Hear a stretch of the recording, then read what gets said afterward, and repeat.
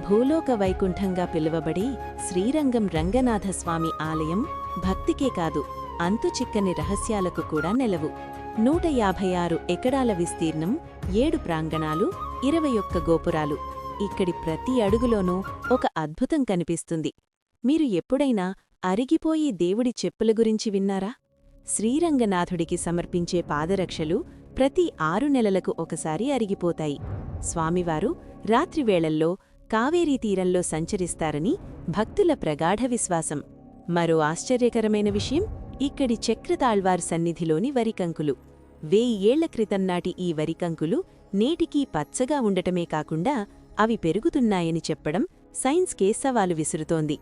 అంతేకాదు 900 ఏళ్ల క్రితం పరమపదించిన శ్రీ రామానుజాచార్యుల వారి అసలు భౌతిక కాయం నేటికీ ఇక్కడ చెక్కు చెవరకుండా పద్మాసన భంగిమలో దర్శనమిస్తోంది. కుంకుమ పువ్వు, పచ్చకర్పూర లేపనంతో ఈ శరీరాన్ని భద్రపరిచారు. మరిన్ని ఇలాంటి ఆసక్తికరమైన దేవాలయ రహస్యాల కోసం మన ఛానల్ని ఇప్పుడే సబ్స్క్రైబ్ చేసుకోండి.